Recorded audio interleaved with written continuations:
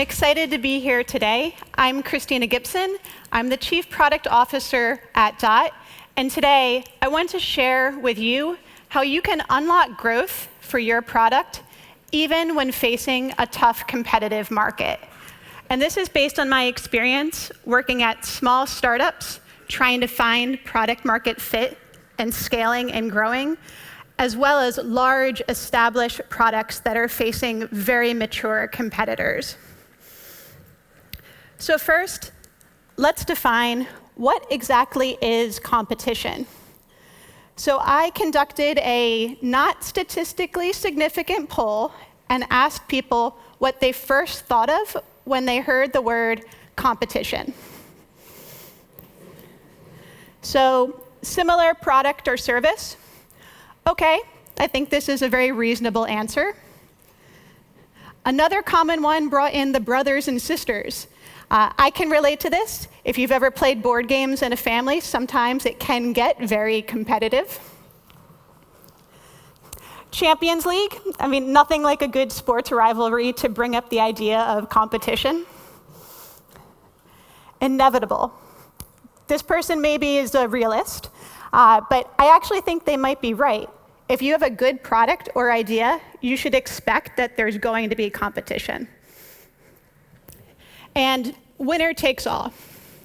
So a lot of people, when they hear the word competition, they think about that climb to the top. Who wins, who loses. But does this actually have to be the case? Today, there's rarely a one winner takes all model. It's much more likely that the top 2 or 3 players are going to be the ones that succeed. So what's really important is that we know how you can unlock growth facing the competition and be one of those top players so you can stand out amongst the field. So I wanted to think of what is the toughest competitive market. Because if you can learn from the absolute most extreme, then you can apply those learnings to really any type of market or scenario.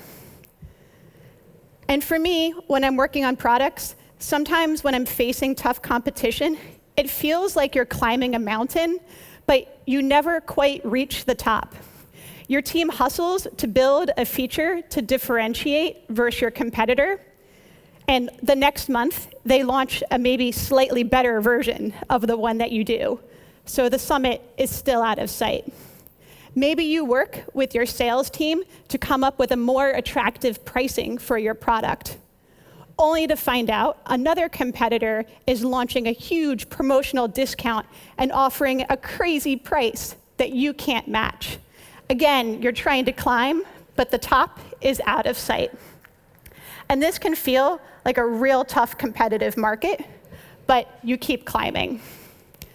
But this market also represents one of the worst market times in our history, which was the crash on Wall Street that led to the Great Depression. During this time, many companies were facing a crisis. They were going bankrupt or operating at severe losses. But during this incredible time, some companies actually grew. Who are they, and how can we learn from a company that was able to increase sales, grow their market share during the Depression?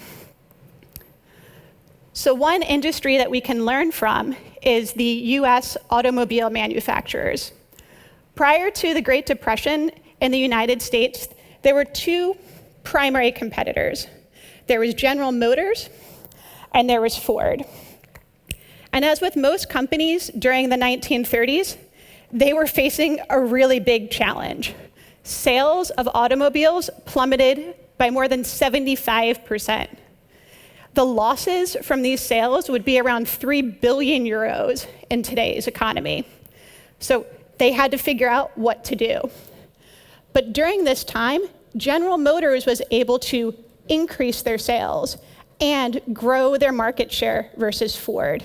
And they exited the Depression stronger than ever and the market leader. So what did they do? They deployed a competitive market strategy. They knew their customers, they knew their competition, And they knew at what moment to react. They reacted very quickly. When the Depression happened, they knew that the needs of their customers, those people who wanted to purchase a car, had changed. Seemingly overnight, their needs were different. They no longer wanted that luxury car model. They were more concerned about cost and value savings. So the marketing team at General Motors adjusted, and they launched a campaign, a car for every purse and purpose. So they knew their customer and were able to adapt quickly. Luxury was out, cost savings was in. They also knew where Ford, their primary competitor, was weak. They knew that Ford had a very complex manufacturing process to make their automobiles. They were heavily dependent on overseas suppliers and a very complex process to actually build their cars. So General Motors decided to use this to their advantage. They slashed their product line, going from 10 different types of vehicle models down to just 5, and those could fit within their new value and cost savings marketing campaign. They also changed from a very custom engine, so each car before the Depression had their own different type of engine. They decided to get rid of that. They moved towards a shared component model, so each car then had the same engine, and this saved them a lot of money, which was really important during the Depression. And they passed those savings on directly to their customer. And this is something they knew that Ford could not do. So by shifting their development process and knowing their competitor, they continued to increase their sales of the lower priced vehicles. And they also knew when to react. So they saw an opportunity. They were able to come up with a stronger marketing campaign, better fit to the customers of that time. They were also able to know where their competitor in Ford could not keep up. And they also saw that people wanted to buy cars, but this is the Depression. No one has money, and the banks are certainly not lending. So they decided to seize this opportunity and become a bank themselves, so they could then offer financial loans to their customers. And this strategy of knowing their customers, knowing the competition, and knowing when to react let them grow their market share during the Depression up to 20% versus Ford. And I think that we can apply these same principles today to the tech products and services that we run. So I want to walk you through some examples of how you can apply those principles to unlock growth for tech products. The first product I want to share is Mint.com. Mint.com is a personal finance application, and they experienced hyper growth versus their primary competitor, ultimately leading to their acquisition. So much smaller competitor getting bought by their large competitor. And how did they do this? They knew their customer. They looked out at the landscape of personal finance products, and they saw that a lot of them took your Saturday. You had to sit down at your computer, manually enter your expenses, and then look for the insights on how to budget and save. And this was not something that customers wanted to do. They wanted to enjoy their Saturday, but they still were interested in having financial control and understanding where their money was going. So Mint saw this opportunity and created a product that automatically did this work for the customer. They also made it really easy to use, focused on design, and removed all the painful data entry and setup. And they knew their competitor was very far from this. Their primary competitor at the time was Quicken. And Quicken was a product that was originally built in the 1980s, so you can tell by the UI.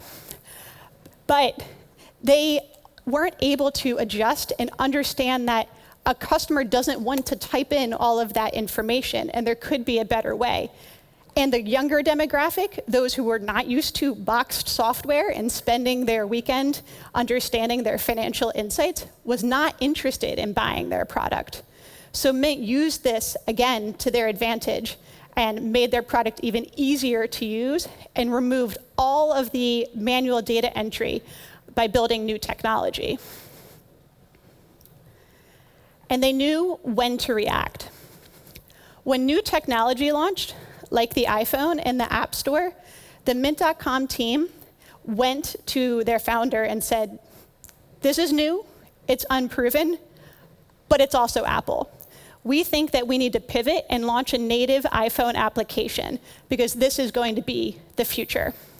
So Mint was able to launch their iPhone app in 2008 when the App Store opened.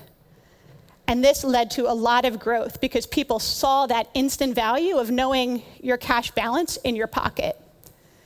And their primary competitor, Quicken, it took them to the following year for them to capitalize on this opportunity. So that let Mint remain pretty much uncontested in the space during that time. And ultimately, by knowing their customer, knowing their competitor, and knowing when to react, Intuit acquired Mint because if you can't beat them, they decided to join them. The next example I want to share is from Eventbrite. So at Eventbrite, I was leading their international expansion to take their online event marketplace and ticket sales that at the time was only in the United States in English only, and to expand it around the world. And we were able to grow the ticket sales outside the US by deploying some of these same principles. At Eventbrite, as a product manager, you spend a lot of time talking to event organizers, as well as event people like us who go to an event and want to buy a ticket. And one of the things that we saw in the UI is an event organizer would take the ticket screen and they'd put 0 where the price was. So early on, if you're in a business of wanting to sell tickets and you see an event organizer putting 0, it could be easy to be discouraged by this. But because we are spending so much time talking to the event organizers, we saw that this was an opportunity. This was actually a feature that was hiding. So we transformed those $0 tickets into a free ticket feature. And this allowed Eventbrite to unlock growth because now they had a new type of organizer, the free events, conference, meetups of the world, coming to their platform. And there were now suddenly a lot more events for people to discover on their platform. So they got more people discovering things to purchase. So the $0 ticket transformed into a free ticket, and then that became a growth channel. One of the first things I like to do when I'm working with a product team is to really understand not just your product, but also your competitors' products. And it's really important to stay up to date with what the competitors are offering and know the landscape. And at Eventbrite, because I was focused on international expansion, this was even more important because it helped us understand where in the world there are really strong local players, or perhaps where there was an opportunity, there's an audience who could work for our product, and there wasn't a local player who was dominating there. So by keeping a pulse on where the competition was, it helped us develop our roadmap of where we should launch our localized product. And when you're launching a localized product, there are a lot of things to consider. Some of them are basic, like, is this in the language that people there will speak? Some of them are not as basic, around local payment methods and tax, marketing, and additional features. But from understanding where the competition was, Eventbrite saw that there was an opportunity to launch quickly in the United Kingdom. We could do a little bit of work to localize the platform there, and that led to a lot of growth. And it became the roadmap for future launches around the world. But we also knew we couldn't do this everywhere because we understood where there was competition, and we also knew our own development capabilities. There's always a constraint. You can't build everything. You have to prioritize. And one of the things that we saw is in some cases, the work to localize and make that product successful was almost too much time versus the opportunity. And sometimes when there was a much stronger competitor there, you really had a hard time justifying that. But there was ambitions to expand into a lot of these markets. So that's why we decided to pursue an inorganic growth strategy. By understanding where there were strong competitors, we were actually able to accelerate growth through acquisitions and partnerships. And this had extra growth opportunity because rather than having our core development team customize features for smaller markets, they could work on features that benefited all the markets, further becoming a growth lever.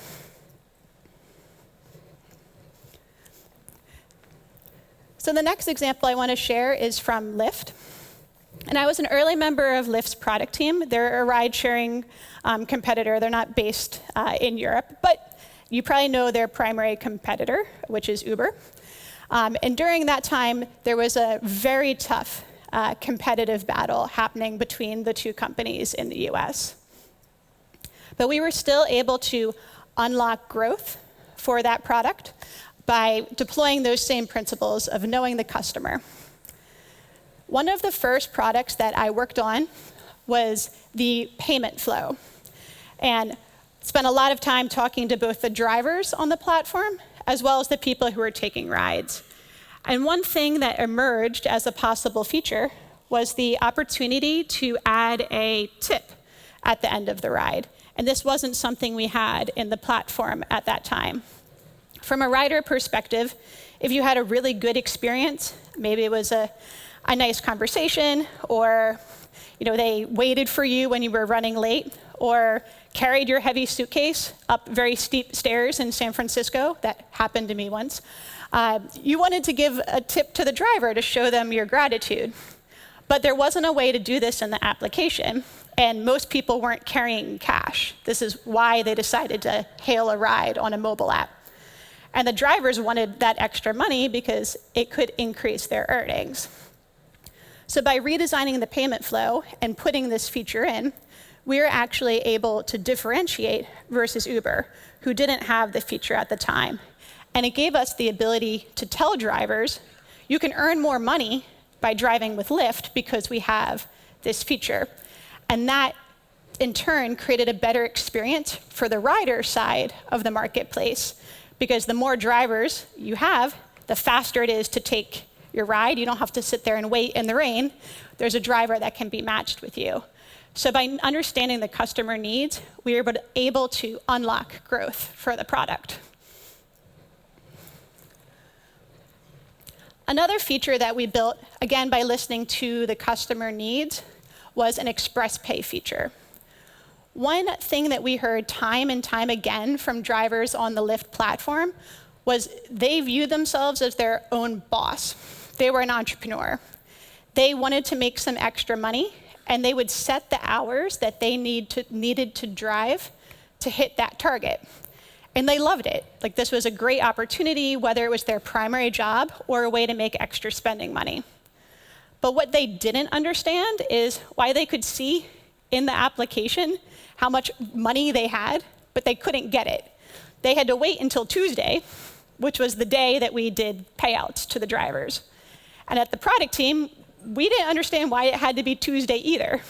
So we went to Stripe, who was our payment processor, and we gave them the challenge of, how do we pay drivers out instantaneously? And we were able to leverage new technology at that time to build an express pay feature. And when we launched it, drivers could then see their earnings, press a button, and cha-ching, their earnings were there. And this became a huge growth lever for Lyft, because suddenly drivers could get their money instantaneously. They could work the weekend, have extra earnings, and immediately have that cash. And that, again, continued to drive the marketplace growth for the platform.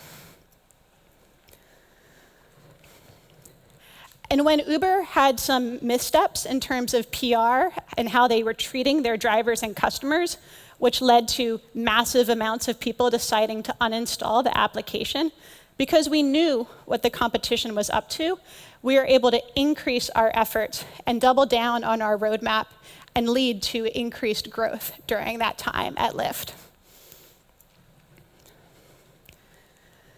So the final example I want to share is from Booking.com. So Booking's been around for a really long time, over 20 years. But how did they maintain this market dominance over such a period of time? I think they definitely have understood their customer, they know their competition, and they've known when to react. So one example of this is their A/B testing approach. Booking knows so much about their customers because they're running at any given time more than 1,000 A/B tests across their platform. And with these deep data insights, they know more about the customer than a user researcher sometimes would be able to indicate. So with the data from their experimentation and A/B test, with a user researcher who can dig and understand the qualitative needs of a customer, Booking was really able to understand how the travel industry was changing and what customers were looking for. So when competition cropped up, whether it was a new type of accommodation or package travel and experiences that you could suddenly purchase when you were buying your hotel, Booking was able to know which ones to invest in and build custom feature sets, and which ones maybe to just experiment with and see how they performed. So at Booking, I led new product vertical teams, and we looked at the quantitative data that we knew about our customer and the qualitative insights and observations we had from the competitors to really understand how we could be transitioning Booking's portfolio, going from hotels to what at the time was an other category of lots of different types of things. But by understanding that the competition was exploring some of these new categories, and from the data of knowing the customers are actually clicking on and interested in some of these experiences, we were able to transform the portfolio to have individual vertical types for the ones that we thought were going to drive growth. And this gave Booking a really big advantage because most people don't want to travel in just one way. Sometimes you're in Paris for a conference and you have a very different need for that trip. Maybe it's a hotel in a city center versus when you are planning your summer holiday with your family. Maybe for that you want a country house and you want to add on a catered chef experience. Because Booking was able to offer this range, they were able to continue their growth in the industry. So in my experience leading product teams, you're always going to face competition. I think what's really important is understanding how you can use this to your advantage and unlock growth. And you can do that by really understanding and knowing the customer, understanding your competitor, their strengths and their weaknesses, and then knowing when to react, whether it's new technology or a trend in the industry.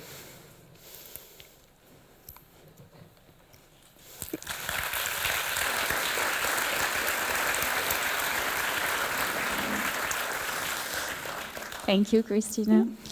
We have a few questions. The first one is, how do you balance a quick answer to a new trend versus actually changing your strategy and maybe pivoting?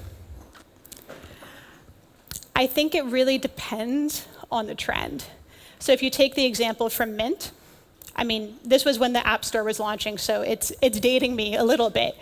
But there was such strong conviction in the team that this was Apple, this is technology that's going to be around, and we'd already seen sales of the iPhone. So we had confidence in essentially putting down other features and making that trade-off to invest in that trend. I think in other cases, I'm trying to think of an example. At Lyft, there was a time where people wanted Bitcoin, to pay Bitcoin for your Uber or your Lyft ride. And we felt confident that the trade-off of integrating that feature didn't make sense versus some of the other opportunities. Thank you. What's your recommendation in terms of competitive analysis? So you want to do it, but you don't want to spend too much effort on it and not have your own strategy. So how do you keep the right balance? Yes. So I think one of the important things is knowing what a competitor is up to, but running your own race. At Lyft, for example, to share one from one of the stories, our competitor was launching things like courier service and food delivery. And those are actually pretty good businesses. And today it's actually been very successful for Uber. But it wasn't something that was core to Lyft's mission. Like Lyft's mission was to improve the world's transportation. So how would getting your Chinese takeaway food faster improve that? So that's where we kind of felt confident in sticking with what we wanted. So I think it's a balance. See what's out there, and when it makes sense, be able to react. But then when it's maybe not core to your strategy, stick to what you already have on the roadmap. Thank you. And maybe one last question, because it's a very good transition to the next talk. You mentioned a lot about customer knowledge. Do you have any tips about how you do it, maybe more specifically for this competitive market and getting growth out of it? Like customer knowledge and user research? Yeah. I think it's a mix of both quantitative and qualitative. That's what I've found. The intersection of those two is where it's most powerful. Because quantitative data can only tell you so much of the story. And qualitative data, the best user researcher will tell you that humans are unpredictable. We'll say one thing, but our behavior indicates the other. So if you're actually able to find the right intersection of those two data sets,